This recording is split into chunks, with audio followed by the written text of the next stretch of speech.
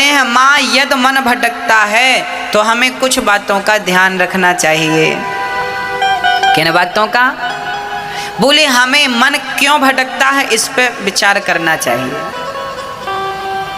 अब मैं आपको बताता हूं मन क्यों भटकता है। आप बहुत ज्यादा देखते हैं तो मन वहां जाता है जहां जो आप देखते हैं, और जो आप देखते हैं वो प्राप्त करने की इच्छाएं होने लगती हैं, तो फिर मन भटकने लगता है। दूसरी बात, आप बहुत ज़्यादा सुनते हैं इसके बारे में उसके बारे में, ये बात वो बात, तो फिर वो बात आप अकेले हैं तो गूंजती रहती। आज फलाने ने ये कहा, आज फलाने ने ये कहा, आज ऐसा कहा, ऐसा हो जाता तो ऐसा कर लेते, ऐसा कर लेते तो ऐसा हो जाता। ये मन भटकने लगा। आपका मन जरूरत से ज़्यादा भटकने लगता है, अधिक भटकता है आपका मन। अब मन को शांत कैसे करें? बोले मन को शांत करने के हम उपाय बता रहे हैं। मन को शांत करने के कुछ उपाय हैं। पहला उपाय, अधिक से अधिक भगवान की कथाएं सुनिए। मैया जी आप बताइए, अभी आपको यहाँ बैठे लगभग 1.5 घंटा हो गया।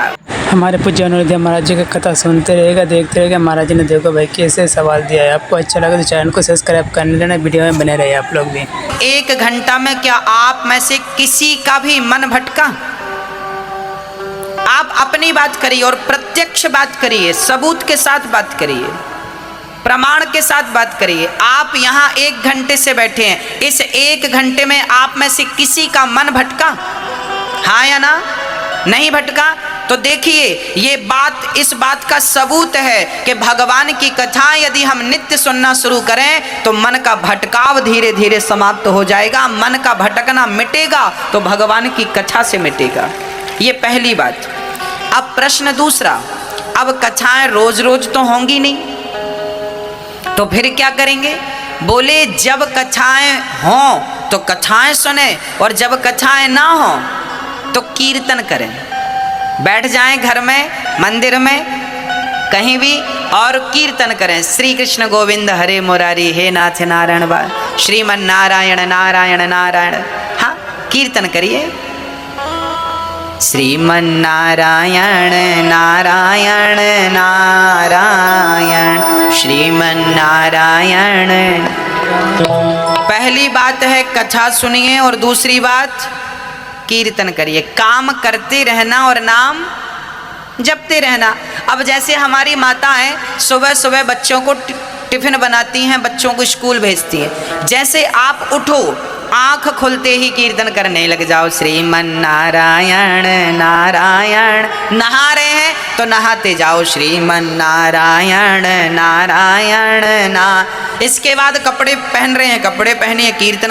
अब बच्चों को, आपने माताएं बच्चों को उठाती हैं, बेटा उठो स्कूल चलना, उठो उठो। बच्चे उठ गए। माँ बच्चे के लिए टिफिन बना रही है, आज पूड़ी और सब्जी बना रही है, तो बढ़िया से आटा गूंथती जाओ और श्रीमन नारायण नारायण नारा, पूड़ी बेलती जाओ श्रीमन नारायण नारा।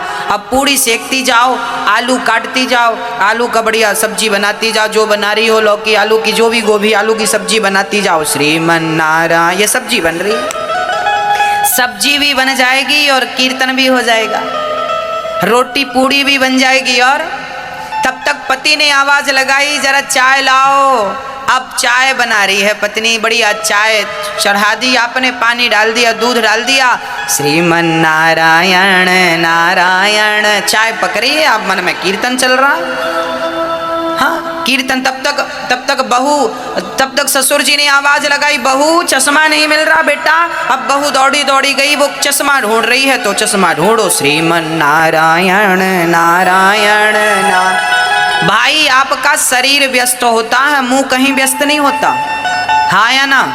बच्चों को टिफिन बनाने में शरीर व्यस्त होता है क्या? मुंह व्यस्त होता है? चाय बनाने में मुंह व्यस्त होता है क्या? तो मुंह का सदुपयोग करिए, कीर्तन करिए, काम करते रहिए। और यही है कलयुग में भक्ति, इसी को भक्ति कहते हैं। इससे बड़ी कोई भक्ति नहीं है। और ये पुरुषगण आप भी दुकान पर बैठो, कोई ग्राहक आए तो आइए राम जी, आइए श्याम जी, अपनी शब्द शैली बदल लीजिए।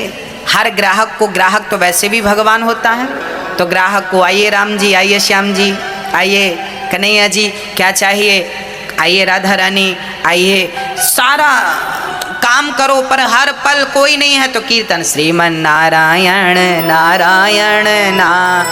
किसान लोग खेती कर रहे हैं, कुदाड़ी फावड़ा चला रहे हैं, ट्रैक्टर चला रहे हैं, बुवाई कटाई जुताई जो कर रहे हो सब करो, पर काम करते समय, ट्रैक्टर चलाते समय आपका मुंह व्यस्त होता है क्या? कटाई और जुताई करते समय मुंह व्यस्त होता है क्या? अरे भाई, मुंह से नारायण नारायण कहते जाओ। भगवान ये नहीं कहते कि तुम बैठ के आधा घंटा मेरा जाप करो ना, भगवान ये नहीं कहते तुम माला लेके जाप करो, भगवान ये कहते हैं कि तुम काम बराबर करो। कर्मण्येवाधिकारस्ते, तू कर्म कर, पर काम को करते समय मुझे भूल मत जाना। प्रार्थना करते रहो कि हे नाथ, मैं आपको कभी भूलूं नहीं। एक बार बोले सभी लोग, हे नाथ, हम आपको कभी भूले नहीं। हे कृष्ण, मैं आपको कभी भूलूं नहीं। हे नाथ, मैं आपको कभी भूलूं नहीं। हर हाल में भगवान का चिंतन करते रहिए, उन्हें भूलिए मत। बस आदत बुरी सुधार लो, हो गया भजन। यही तो भजन है, अलग से कुछ करना नहीं है आपको।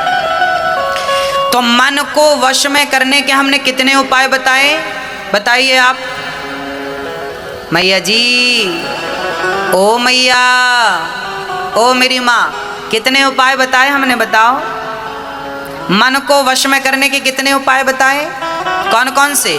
मैया आप बताओ, कौन कौन से उपाय बताए? मैया आप बताओ, आप आगे बैठियो, सबसे आगे आप बताइए कौन कौन से उपाय बताए।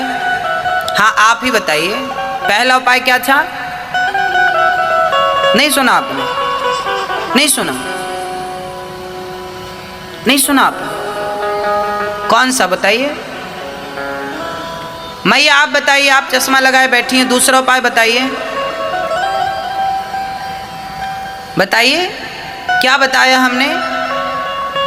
दूसरा क्या उपाय बताया मन को वश में करने का? हाँ,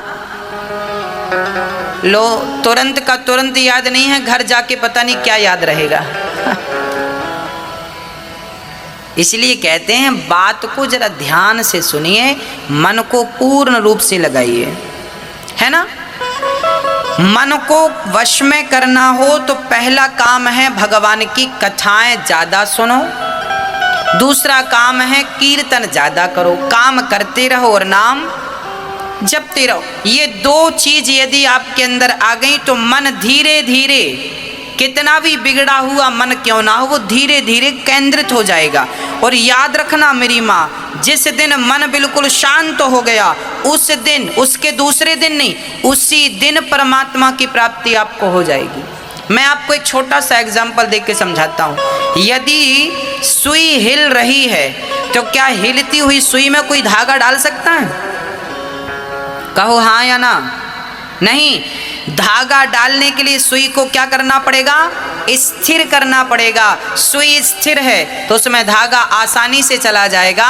उसी प्रकार मन जिस दिन स्थिर हो जाएगा उस दिन परमात्मा आसानी से आपके मन मंदिर में प्रवेश कर जाएगा। मन तो स्थिर हो, मन ही स्थिर नहीं है।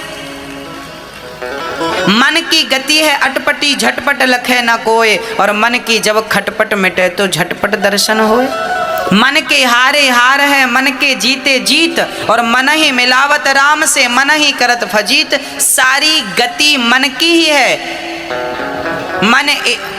गीता में लिखा है मन एव मनुष्याणाम बंधनम मोक्ष कारणम। ये मन ही बंधन का कारण है और मन ही मोक्ष का कारण है। मैया जी, बंधन का कारण क्या है? मन। और मोक्ष का कारण क्या है? मन। ये मन ही बांधता है और ये मन ही मुक्त करता है। अब आप कहेंगे महाराज जी मन बांधता भी और मुक्त करता, ये कैसे? देखिए, चाबी ताले की एक ही होती है। उस चाबी को आपने इधर कर दिया तो ताला बंद, और चाबी को इधर कर दिया तो ताला खुल गया। बस मन को इधर लगाया, मन को इधर लगाया, पत्नी में, पति में, बच्चों में, परिवार में, मन को इधर लगाया तो बंधन है, और मन को उधर लगा दिया परमात्मा में तो मोक्ष है। यही तो बंधन है, यही तो मुक्ति है। ये मन ही चाबी है। आप इसे कितनी गंभीरता से सुन रहे हैं और समझ रहे हैं मुझे नहीं पता, पर मैं आज जीवन की कुंजी अर्थात चाबी आपको दे के जा रहा हूं कि मन ही बंधन है और मन ही मोक्ष है। मन ही आपको भवसागर से मुक्त करेगा और मन ही फंसाए रखा है अभी आपको। हाँ, आपको छत में जाना हो तो कैसे जाते हैं आप लोग? सीढ़ी से। और छत से नीचे आते हैं तो कैसे आते हैं? सीढ़ी ही ऊपर ले जाती है और सीढ़ी ही नीचे लाती है। ये मन सीढ़ी है, ये मन भगवान में लगाओगे तो ये मन ऊपर ले जाएगा, और मन संसार के विषयों में लगाओगे ना तो मन नीचे गड्ढे में लाके डाल देगा। मन ही सीढ़ी है। अब आप समझिएगा, ये जो मन है इसे शांत कैसे किया जाए? कथा और कीर्तन से शांत किया जा सकता है। अब मैं मन की कितनी विकृतियां हैं मैं उन पर प्रकाश डालता हूं। अच्छा मैया जी ये बताओ, आपके दुख का कारण क्या है? बताइए। आप कहती हो ना महाराज जी हम बड़े दुखी हैं, हम बड़े परेशान हैं, हमारे साथ ये हो रहा है, हमारे साथ। आपके दुख का कारण क्या है? जोर से बोलो। आपके दुख का कारण है मन। क्या कारण है? अब आपको स्पष्ट करके बताऊं दुख का कारण मन कैसे है। आइए समझते हैं, बहुत गंभीरता से समझिएगा। आज मैं मन से जुड़ी हर चीज पर प्रकाश डालूंगा ताकि मन को लेके जितने भी डाउट हैं आपके भीतर वो क्लियर हो जाए, संदेह समाप्त हो जाए मन को लेकर। और मन बहुत बड़ी चीज है, समझिएगा। अच्छा एक बात बताइए, हमारी माताएं इतना सा पेंडल सोने का पहने गले पे, उसे भी मंगलसूत्र कहते हैं। और माताओं से कहो क्यों इतने से पेंडल से तुम खुश हो? नहीं, मन कहता है इतना बड़ा हो, कम से कम 4 लोगों को दिखे तो कि हमारे गले पे कुछ है। तो बताइए, आप इतना सा सोने का पेंडल पहनोगी तो भी सुहागिन रहोगी, पर इतना बड़ा होना चाहिए, ये किसकी इच्छा है? किसकी इच्छा है? मन की इच्छा है। अरे 100, 150, 200 रुपए की साड़ी पहन लोगी ना तो आपका शरीर ढक जाएगा, पर कम से कम 1000 रुपए की हो, ये किसकी इच्छा है? मन की। हाँ, आपका गुजारा तो छोटी सी गाड़ी से भी हो जाता है, पर बड़ी कार हो, किसकी इच्छा है? अरे गुजारा तो छोटे से घर में भी हो जाता है, पर बड़ा आलीशान बंगला हो, ये किसकी इच्छा है? ये आपकी इच्छा नहीं है, ये तो मन की इच्छा है। पूरी जिंदगी आपका मन आपसे गुलामी कराता है और आप अपने मन की गुलामी करते हैं, और मन की इच्छाएं पूरी करते करते करते करते आप खुद पूरे हो जाते हैं। क्या मन की इच्छाएं पूरी होती हैं? आज तक के इतिहास में किसी के मन की इच्छाएं पूरी भई? क्या रावण के मन की हो सकी? क्या कंस के मन की हो सकी? क्या सिकंदर के मन की हो सकी? हाँ, याद रखना भक्तों, एक होती है जरूरत और एक होती है इच्छा। जरूरत हमारी क्या है मेरी माँ? रोटी, कपड़ा, मकान और शिक्षा। ये हमारी क्या है? ये क्या है हमारी? ये हमारी जरूरत है। रोटी, कपड़ा, मकान, शिक्षा हमारी जरूरत है, पर हमारी गाड़ी हो, बंगला हो, नाम हो, पद हो, प्रतिष्ठा हो, खेती हो, बाड़ी हो, ये क्या है? ये जरूरत नहीं है, ये तो इच्छा है और जरूरत तो भिखारियों की पूरी हो जाती है, और इच्छाएं तो बड़े बड़े राजा महाराजाओं की पूरी नहीं होती। इसलिए जिंदगी जरूरत के हिसाब से होनी चाहिए, इच्छाओं के हिसाब से। जिंदगी में जरूरत तो हो मेरी माँ, पर जिंदगी में इच्छाएं ना हो। आप जरूरत में और इच्छा में अंतर समझ रहे हैं कि नहीं? मैं जरूरत और इच्छा में अंतर बोल रहा हूँ। जरूरत है रोटी कपड़ा मकान शिक्षा, और इच्छा तो फिर इच्छाएं तो पूरी होंगी नहीं आपकी। आज आप सरपंच बन जाओ तो आपकी इच्छा होगी हम ये मंत्री बन जाएं, तो फिर मुख्यमंत्री बन जाएं, तो फिर प्रधानमंत्री बन जाएं, तो ये इच्छाएं बढ़ती जाएंगी बढ़ती जाएंगी बढ़ती जाएंगी, किसी की पूरी नहीं भई तो आप और हम कहीं के नहीं हैं। इसलिए मन को ज्यादा तवज्जो ना दें, मन को ज्यादा आप महत्व ना दें, मन को पड़े रहने दीजिए, मन की ज्यादा ना सुना करो। आप लोग ना मन की सुनते हो, इसलिए वो आपको परेशान करता है। अच्छा एक बार क्या हुआ, एक राजा ने अब देखिए, आपके मन में इच्छा हुई कि मेरे पास बंगला हो, अब बंगला मिल गया, मन की इच्छा पूरी हो गई तो आप खुश, और बंगला नहीं मिला, इच्छा पूरी नहीं हुई तो आप दुख। सुख और दुख कहीं बाहर से नहीं आते, मन की इच्छाएं पूरी हो जाना ही सुख है, और मन की इच्छाएं पूरी ना होना ही दुख। सबके साथ स्त्रियों की इच्छा है कि मेरे गले पे बड़ा हार हो, मिल गया तो खुश, और नहीं मिला तो दुख। पुरुष की इच्छा है मेरी खेती बाड़ी हो, मेरा नाम हो गया खुश, नहीं हुआ दुख। एक छोटी सी बच्ची रो रही थी, पापा मोबाइल दिला दो, पापा ने मोबाइल दिला दिया तो खुश, और नहीं दिलाया तो दुख। तो सुख और दुख आपकी इच्छाओं पर निर्भर हुआ कि नहीं? इच्छाओं से उत्पन्न हुआ ना। सुख और दुख कहीं भी बाहर से नहीं आता, आपकी इच्छा ही सुख को जन्म देती है, और आपकी इच्छा ही आपके दुख को जन्म देती है। इसलिए सुख दुख यदि जन्म लेते हैं तो मन से, इसलिए मन में ज्यादा इच्छाएं ना रखिए। जिनकी इच्छाएं कम है वो लोग बहुत सुखी हैं, और जिनकी इच्छाएं ज्यादा हैं वो आज बहुत दुखी हैं। आपके दुख का कारण क्या है? जोर से बोलो। आपके दुख का कारण क्या है? आपका मन और आपके मन की इच्छाएं। आपकी जरूरत से ज्यादा इच्छाएं आपको क्या देती हैं? क्या देती हैं? दुख देती हैं। एक राजा थे, उन्होंने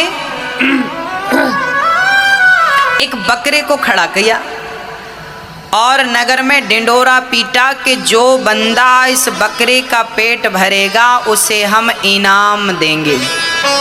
इनाम क्या देंगे? बोले अपना आधा राज्य उसे इनाम में दे देंगे। शर्त क्या है? बकरे का पेट भरना है।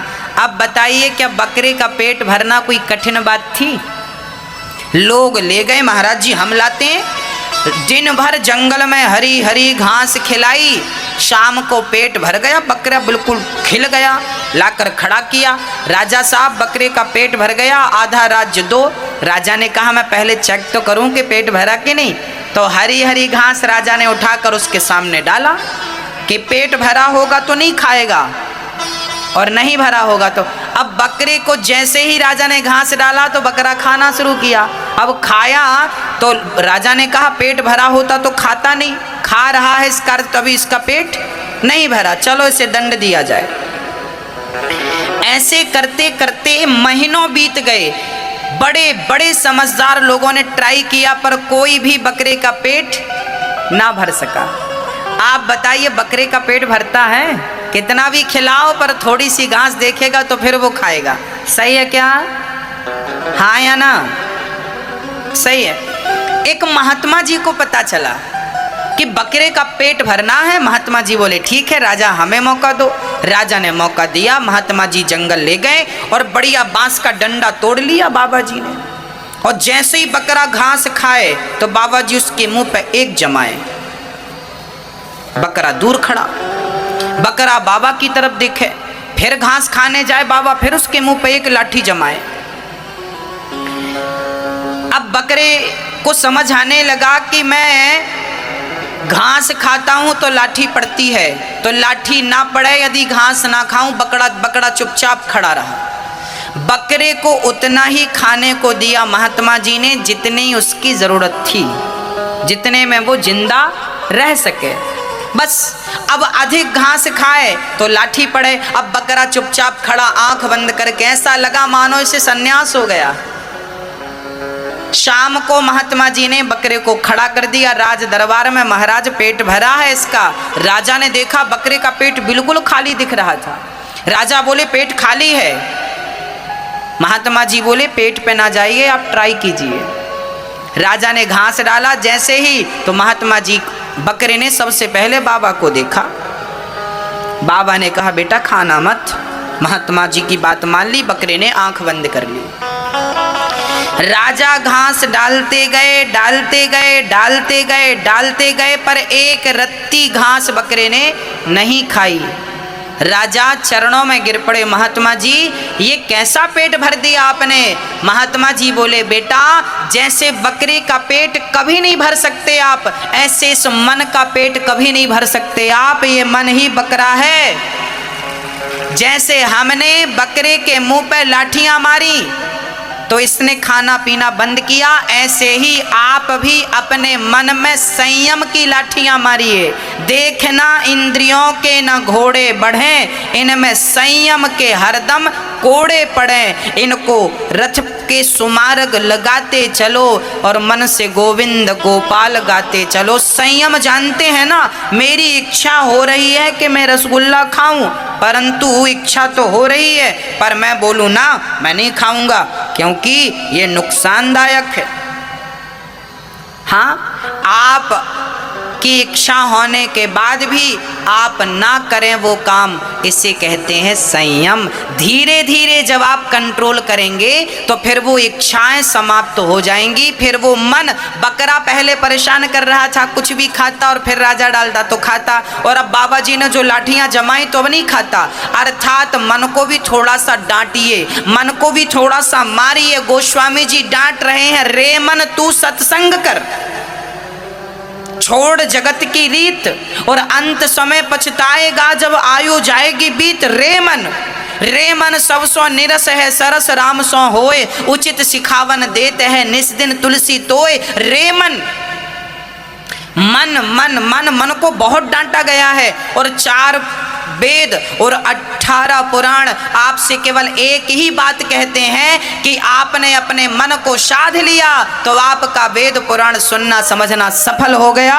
और मन कंट्रोल ना कर सके तो सब कुछ करने के बाद भी आपने मन को कंट्रोल नहीं किया तो सब बेकार। इसलिए गोस्वामी जी कहते हैं कि निर्मल मन जन सो मोहि पावा, और मोहि कपट छल छिद्र ना भावा।